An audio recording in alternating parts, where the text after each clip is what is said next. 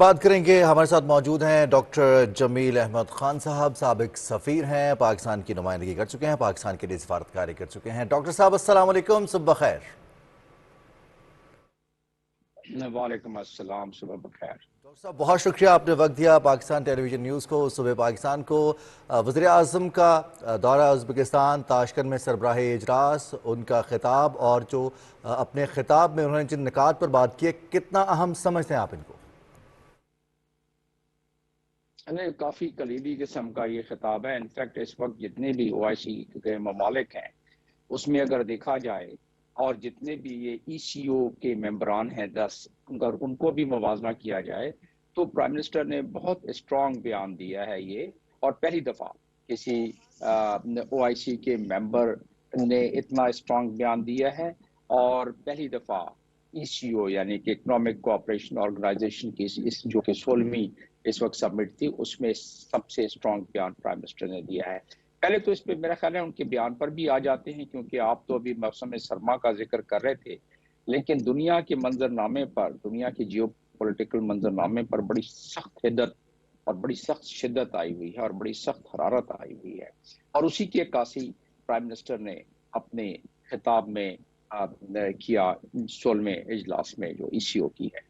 और उसके अगर देखा जाए खदोखाल तो चलिए प्राइम मिनिस्टर की पहले गुफ्तगू पे कर लेते हैं कि जिन अल्फाज से उन्होंने कहा कि इजराइल को अकाउंटेबल बनाना चाहिए, जबकि अमेरिका ऐसा नहीं चाहता, जबकि मगरबी दुनिया ऐसा नहीं चाहती, लेकिन प्राइम मिनिस्टर ने अक्कासी की है उन तमाम 57 ममालिक के, न सिर्फ 57 ममालिक के बासियों की, बल्कि दर्द दिल रखने वाले जो जहां जहां मगरिब में हो या मशरिक में हो, जो जुलूस जलसे निकाल रहे हैं। अमेरिका में यहूदी जुलूस जलसे निकाल रहे हैं कि ये जान न ली जाए और इस तरह बमबारी न की जाए और हमारे नाम पर न की जाए, क्योंकि ज़ायोनिज़्म यानी में और यहूदियों में फ़र्क है। ज़ायोनिज़्म एक बड़ी खतरनाक किस्म की मूवमेंट है, सियासी मूवमेंट, जिसके तहत ग्रेटर इजराइल का कॉन्सेप्ट 1897 में दिया गया, उसी के तहत इजराइल को बनाया गया।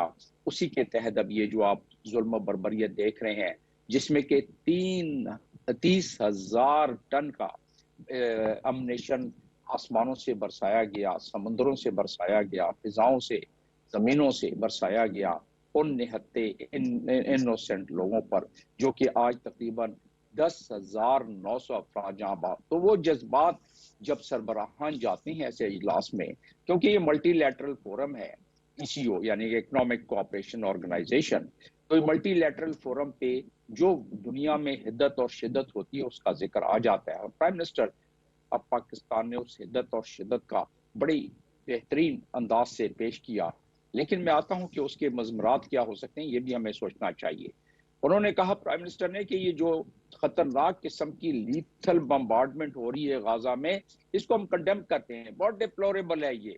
उन्होंने और साथ में उन्होंने कहा कि कंडेमनेशन की जाए, जबकि अमेरिका और दुनिया के तमाम ममालिक वीटो कर रहे हैं इस लफ्ज को। जब सिक्योरिटी काउंसिल में कंडेमनेशन की बात आती है तो वीटो हो जाती है। लेकिन पाकिस्तान के हमारे चीफ एग्जीक्यूटिव ने, प्राइम मिनिस्टर ने इसका जिक्र किया, लेकिन फिर साथ में उन्होंने अपने ईसीओ मेंबरान को ये भी कहा कि ये जो ह्यूमैनिटेरियन असिस्टेंस वहां दी जानी चाहिए, और इजराइल को अकाउंटेबल तो उन्होंने पहले ही कह दिया था। तो आज आपने देखा कि 4 घंटे के वक्फा उसमें दिया गया है, लेकिन उसमें भी मैं समझता हूँ कि बैनुसतूर में एक मकसद है इजराइल का कि उन्होंने 4 घंटे का क्यों दिया है। बहरहाल क्योंकि 100 तकरीबन 150 ट्रक अब जाना शुरू हो जाएंगे, कुछ उनके आंसू धुलेंगे क्योंकि वो भूखे प्यासे नहते वहां बैठे हुए थे। तो प्राइम मिनिस्टर ने बड़ी इस मामले में जो भी इस बातें की, अब रहा कि उसके मजमरात क्या हो सकते हैं। 12 तारीख को ओआईसी की मीटिंग हो रही है। मैं समझता हूँ कि प्राइम मिनिस्टर ने क्योंकि ये बात वहां कही है और अपने खिताब में कही है और बड़े दिलजमई से कही है, तो वो ओआईसी में भी यही बातें होंगी। और ओआईसी में ये सरबराहान का ये ओआईसी हो रहा है 12 तारीख को जद्दा में, और प्राइम मिनिस्टर वहां जाएंगे। तो इसका मतलब क्या हुआ? इसका मतलब ये हुआ कि वेस्ट हमसे ज्यादा खुश नहीं होगा, अमेरिका हमसे ज्यादा खुश नहीं होगा, लेकिन हम चाहें, हमारी फॉरेन मिनिस्ट्री चाहे, तो कम अज कम इस मामले में अपनी डिप्लोमेसी करते हुए ये बावर कराए वेस्ट को कि ये आवाज है उन 2 बिलियन मुसलमानों की, और उनको इग्नोर नहीं किया जा सकता। और प्राइम मिनिस्टर ने इंटरनेशनल कानून के एन मुताबिक बात की है ना। इंटरनेशनल कानून क्या है और प्राइम मिनिस्टर क्या कहते हैं? इंटरनेशनल कानून 2334 रेजोल्यूशन है कि उसके तहत इजराइल ऑक्युपाइड लैंड में मजीद नहीं दाखिल होगा, मजीद सेटलमेंट नहीं करेगा, जो कि वो कर रहा है बम्बार्डमेंट के साथ। इंटरनेशनल कानून ये है कि आप नहते बच्चों पर और औरतों पर और इनोसेंट लोगों पर बमबारी नहीं करेंगे। वो भी प्राइम मिनिस्टर ने उसका अक्कासी की है।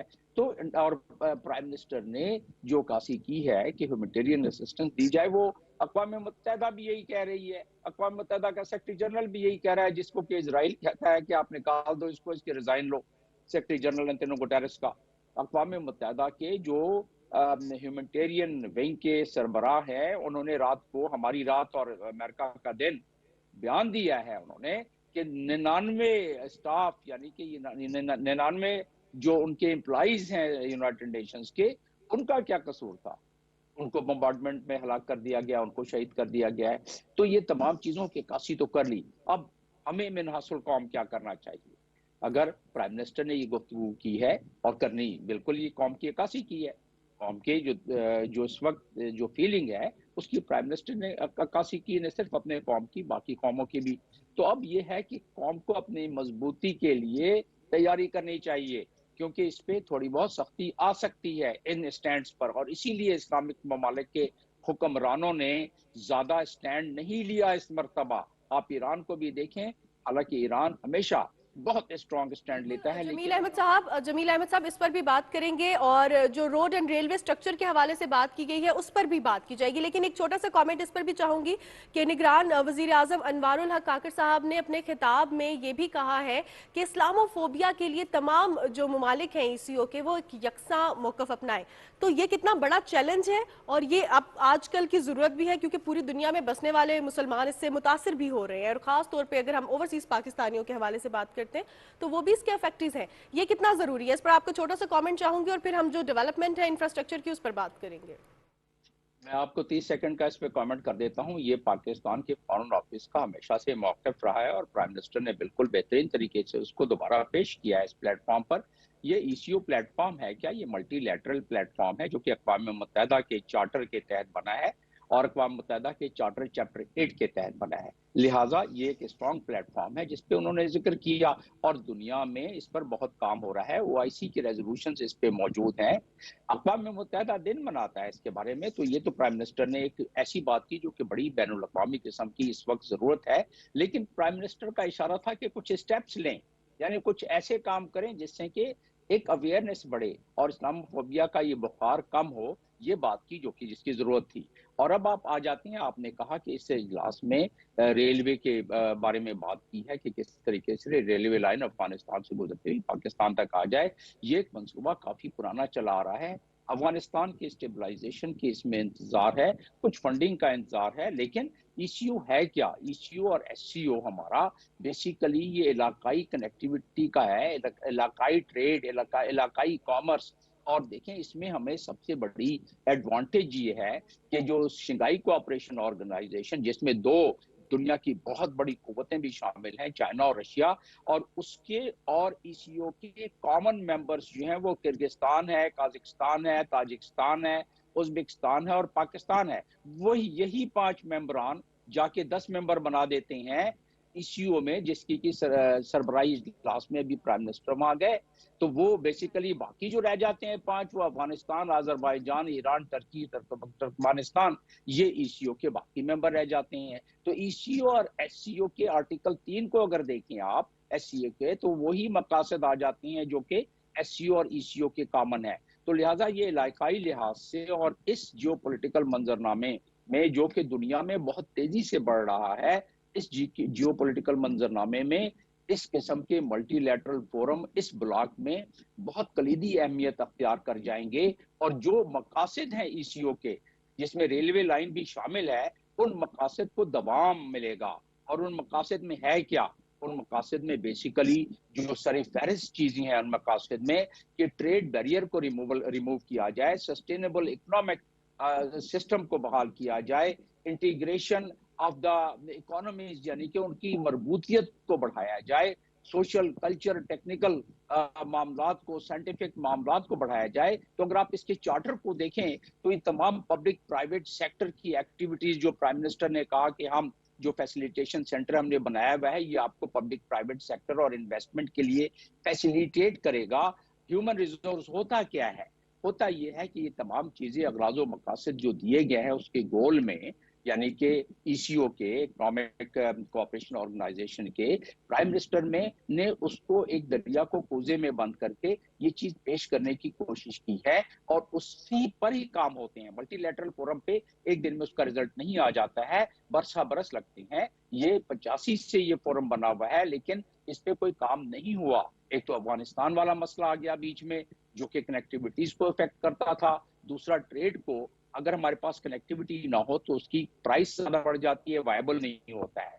तो ट्रेड, कॉमर्स, लेकिन जो बाकी मामलात हैं, अब पाकिस्तान इसका प्रेसिडेंट बन रहा है और उसके सेक्रेटरी जनरल हमारा होगा, तो इस पे काफी पेशरफ्त हो सकती है प्राइम मिनिस्टर के इस गुफ्तगू के बाद, क्योंकि फॉरेन ऑफिस पे भी इस पे मुतहर्रिक हो जाएगा और हमारे पास प्रेसिडेंसी होगी तो हम इस पर काम। रेलवे लाइन जरूरत है, ये जाके कनेक्ट करती है एससीओ के मकासद को भी और बीआरआई के मकासद को भी। तो इस पूरे खत्ते में बहुत ज्यादा तब्दीलियां, मस्बत तब्दीलियां इस ब्लॉक में पैदा हो रही हैं और मेरे हमवतनों को इस चीज का इदराक होना चाहिए कि हम बाकी खलिश छोड़ के हम इकोनॉमी साइड पर, अपनी मईशत के साइड पर जरा सर जोड़ के बैठे। मेरे प्यारे सियासतदान जो कि इस मुल्क में पता नहीं इस वक्त तक तो लोगों में बेहतरी नहीं ला सके, लेकिन खुदारा अब कोशिश करें कि कोई सर जोड़ के बैठें, अपनी बिला वजह मुखालफत को बालाए ताक रख के लोगों की जिंदगियों को, ये ईसीओ को इस्तेमाल करें, एससीओ को इस्तेमाल करें, अपनी मरबूतियत को इस्तेमाल करें, अपने हालात को बेहतर करें, अपने स्ट्रक्चर को बेहतर करें। वरना ये कौम में बड़ी टैलेंटेड लोग हैं हमारे, मेरे देश के ये नौजवान बहुत ही मजबूत नौजवान हैं, इनको इस्तेमाल करें, इनको मौका दें, वरना ये इतने फ्रस्ट्रेट हो जाएंगे कि आपके सब और हम तो 60% से ज़्यादा अल्हम्दुलिल्लाह वो कौम है जिनकी आबादी 60% से ज़्यादा नौजवानों पर मुश्तमिल है। डॉक्टर साहब, इस मौके पर जो ईसीओ का इजलास हुआ है, दो तरफा मुलाकात भी हुई। एक तो ओवरऑल इजलास था जिसमें तमाम ममालिक, मेंबर ममालिक इसमें शरीक हुए, अपने अपने सरबराहान हुकूमत ने अपने अपने ख्यालात का इजहार किया, खिताब किया, तजावीज़ पेश की। निगरान वज़ीर आज़म नवाज़ुल हक़ काकड़ ने भी राब्ते पर और मुश्तरका तरक्की पर उसके फ़रोग़ पर जोर दिया। जो साइड लाइन मुलाकातें होती हैं उनकी अहमियत कितनी ज़्यादा होती है ऐसे मौके पर? जो भी मल्टीलैटरल ऑर्गेनाइजेशंस हैं, मैंने आपको बताया कि वो चैप्टर 8 के तहत बनती हैं, चाहे वो ईसीओ या ओआईसी हो या यूरोपियन यूनियन हो या अफ्रीकन यूनियन हो या नेटो हो, ये सारे ये मल्टीलैटरल फोरम है। जब यहाँ सरबराहान जाते हैं, जैसे G7 हो गया, G20 हो गया, तो सरबराहान अपने साइड पर और साइड लाइन पर बायलैटरल मीटिंग भी करते हैं। वो बायलैटरल मीटिंग जो है वो आइस ब्रेकिंग के तौर पर काम करता है और उस पर फिर मुख्तलिफ मुताल्लिका फॉरेन ऑफिसेस काम करना शुरू करते हैं। बिल्कुल अहमियत की हामिल है। सरबराहान से खासतौर पर वज़ीर आज़म की हमारी मुलाकात हुई है वहाँ उज़्बेकिस्तान के सदर से, जो कि बड़ी अच्छी बात है। और उसके अलावा बाकी जो 10 ममालिक के सरबराहान हैं उनसे जो शेक हैंड मीटिंग होती है वो भी काफ़ी अहमियत की हामिल होती है और इसी तरीके से मामलात मुल्कों के बढ़ते हैं। देखिए हमारे पास इन ममालिक में जो ईसीओ के ममालिक हैं, इनमें अगर मरबूतियत आ जाए, जो प्राइम मिनिस्टर ने जिक्र किया, उसकी इंटीग्रेशन जिसे कहा जाता है, अगर वो मरबूतियत आ जाए तो उसमें यह है कि जिसके पास चीज़ वाफिर अंदाज में है वो दूसरे को देता है, जिसके पास कम है वो दूसरे से मंगवाता है। तो एक सस्ते तरीके से, एक मरबूत तरीके से ये काम होना शुरू होता है और आगे जाके ये मामलात इस हद तक आगे बढ़ सकते हैं, खासतौर पर ईसीओ और एससीओ के, कि जिस तरह कॉमन करेंसी यूरोप में है, जिस तरह यूरोप की इकोनॉमी इंटीग्रेट हो गई, मरबूतियत आ गई, उसमें स्ट्रांग हो गए, उसी तरीके से ये खिता भी हो सकता है। लेकिन उसको हासिल करने के लिए पहले मुताल्लिका ममालिक, पाकिस्तान समेत, पाकिस्तान एक बहुत मजबूत मुल्क है, बहुत कवी मुल्क है, लेकिन पाकिस्तान अपने पैरों पर कुल्हाड़ियां मारता रहा है, उसको बंद कर दें। सियासत जो है खाम खा के बराए नाम छोड़ें, उसको कम से कम अपनी मईशत की तरफ आ जाएं, तो जो हमारे पास पहले से इतनी ज्यादा कुव्वत है, जौहरी कुव्वत भी है, तभी वो आगे जाके कारामद हो सकती है कि हम अपनी मजबूतियत की वजह से अपने फॉरेन पॉलिसी को इम्प्लीमेंट कर सकें और लोग हमारी बात सुन सकें, हमारे पासपोर्ट की कुछ अहमियत बढ़ सके, हमारे पासपोर्ट की को वक़्त बढ़ सके, हमारे शहरी जब बाहर जाएं तो लोग कहें कि हाँ, ये भी किसी अच्छे मजबूत मुल्क से आए हैं। तो उसके लिए मेहनत करनी पड़ेगी। मेरे इस वतन के नौजवानों को उदास नहीं छोड़ना चाहिए। 120 मिलियन ये नौजवान हैं और जब वो मेरे सामने जब मैं लेक्चर देने जाता हूँ यूनिवर्सिटीज में कहीं-कहीं, तो बहुत दफा बहुत मायूसी का इजहार करते हैं और उसके लिए मैं उनको यही कहता हूँ और मैंने अपने जज्बात की अक्कासी करते हुए कुछ लिखा और वो अपने नौजवानों को आपके प्लेटफॉर्म से ईसीओ के हवाले से इस खिते में इक्तिसादी तरक्की लाने के हवाले से, अपने मुल्क में इक्तिसादी तरक्की लाने के हवाले से, अपने नौजवानों की नाउमीदी को खत्म करने के लिए मैं क्या कहा करता हूँ कि मेरे देश के जवानों, हिम्मत न हारना, कुदरत का इम्तिहान है, हिम्मत न हारना और नई नस्ल के चिरागों, उम्मीद रखो बाकी, ये मुल्क है तुम्हारा, हिम्मत न हारना और खुशहाल तुम रहोगे, सरशार तुम रहोगे, दुश्वार इस घड़ी में, हिम्मत न हारना। फॉरेन रिजर्व कम हो रहे हैं, तिजारत कम हुई है, हमारे पास फॉरेन एक्सचेंज का मसला हो रहा है, इंशाल्लाह ये दूर हो जाएंगे, लेकिन हमें अपने पैरों पर खड़ा होना चाहिए, हमें अपनी मजबूती को और मजीद बढ़ाना चाहिए। हमारे बहुत शुक्रिया नौजवानों को जमील अहमद साहब, बहुत शुक्रिया आपके कीमती वक्त का और बहुत अच्छा आपने पैगाम भी दिया कि हिम्मत ना हारना और हिम्मत हारनी भी नहीं चाहिए। आपने हमें आगाह किया ईसीओ के इजलास के हवाले से और पाकिस्तान के जो स्टांस था उसके हवाले से भी। बहुत शुक्रिया आपके कीमती वक्त का। और क्लैरिटी